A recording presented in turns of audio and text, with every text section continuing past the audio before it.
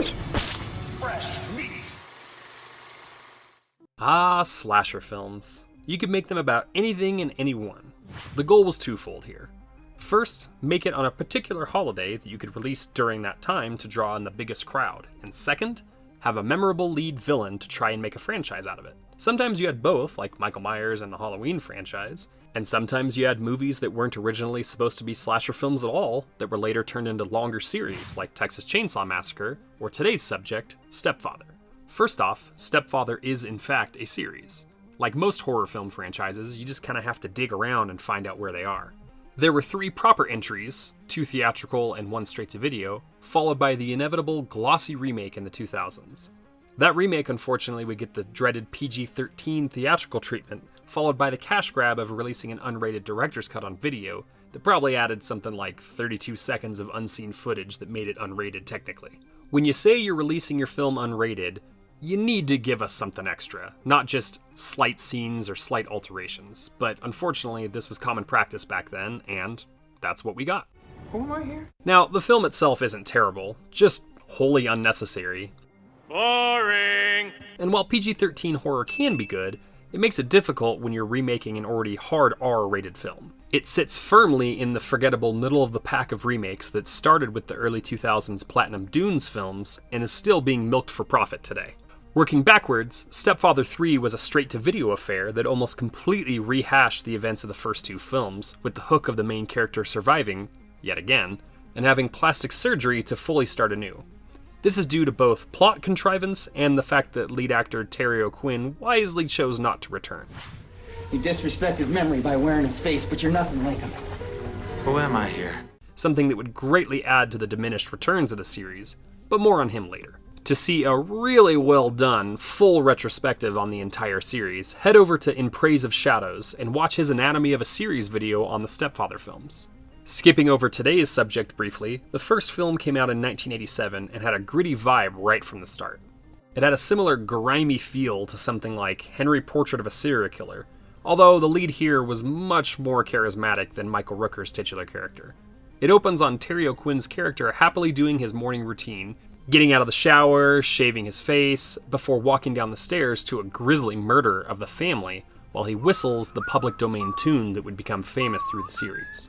This sets the tone, and my other favorite part is when he's starting to lose his grip and laughs to himself saying, "Wait, who am I here?" Just a great and chilling scene. Jerry, the main character, takes a giant knife to the chest that would have made Michael Myers blush, and it could have been the end of it. Could have been.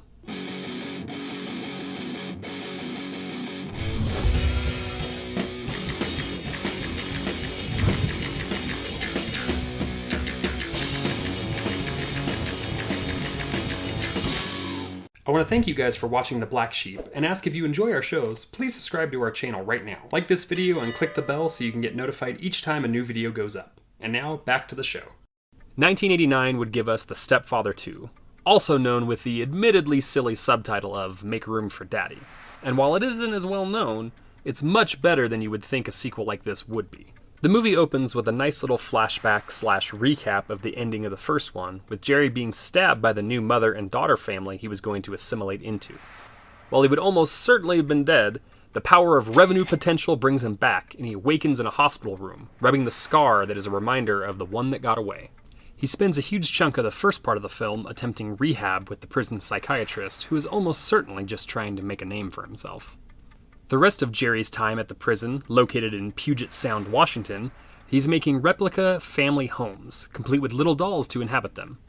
Where the prison is honestly doesn't matter. I've just never had reason to say Puget Sound before. Jerry seems like maybe, just maybe, he's trying to turn his life around, and even gets trust from the psychiatrist, before using a cleverly hidden knife in one of his little dolls to kill both the doc and the guard outside. Taking the guard's clothes, Jerry sets out to find a new family to be the head of, something he firmly believes to be his destiny. He goes Terminator and kills a motorist for his clothes, car, and money before getting a hotel and fully immersing himself into dating tapes, you know, the VCR-era Tinder app, and finishing his new identity.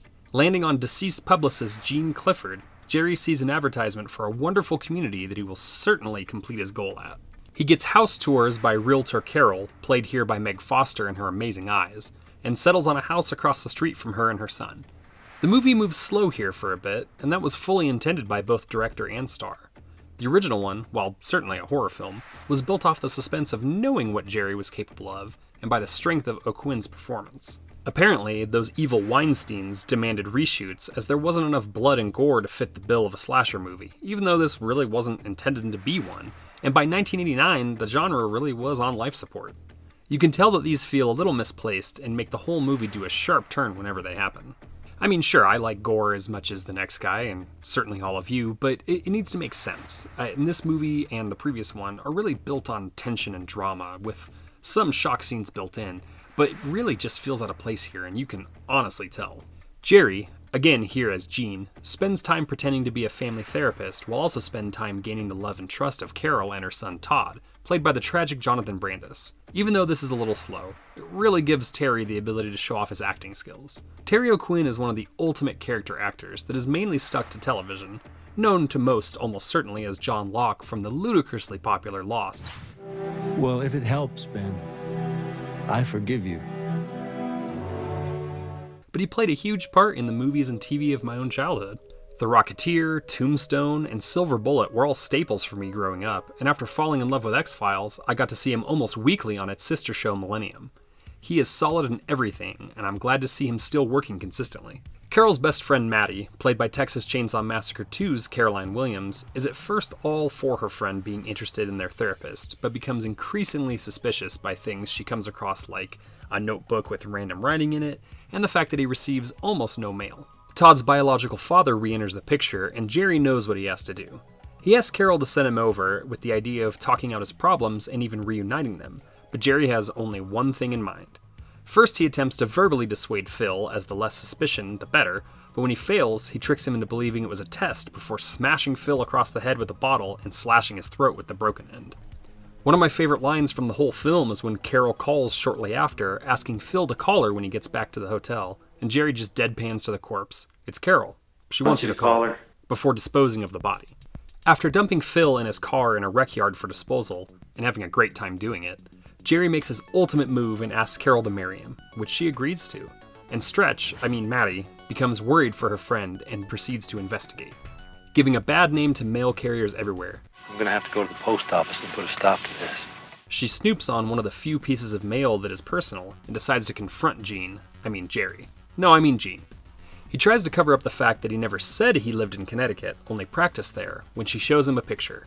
It's of a black man, and he tells her he will tell Carol that night.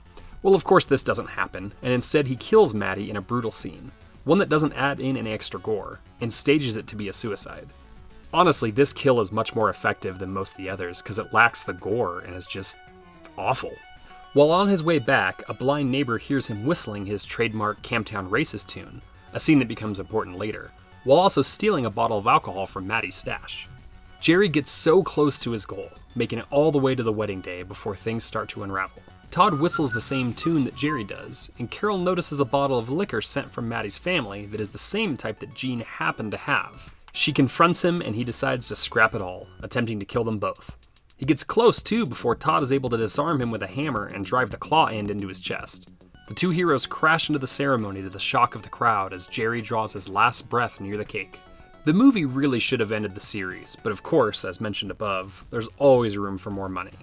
The supporting cast does a good job building out the film's environment, and the director, Jeff Burr, would have an interesting career with helming other sequels Texas Chainsaw Massacre 3, Pumpkinhead 2, and Puppet Master 4 and 5. In addition to those, he would also give us an incredibly underrated anthology film called From a Whisper to a Scream, which is also one of Vincent Price's last roles. While those films may get a bad rap, and honestly, they'll probably end up on this show eventually, it's crazy to think that one guy had the different vision for all of those, and none of them feel the same. Stepfather 2 walks a fine line of feeling like a tense horror movie and being something you could watch on Lifetime in the 90s. Probably would have been called My Stepdaddy is a Stepbaddie or something. When it works because the director and star combination. And where it falters, it's due to the sameness of a sequel and producer interference. You could do a lot worse when seeking out sequels, and although it's not a classic, Stepfather 2 doesn't deserve the obscurity it's fallen into. Grab your favorite glass from Matty's stash and dive into the madness that Jerry brings to his unsuspecting families.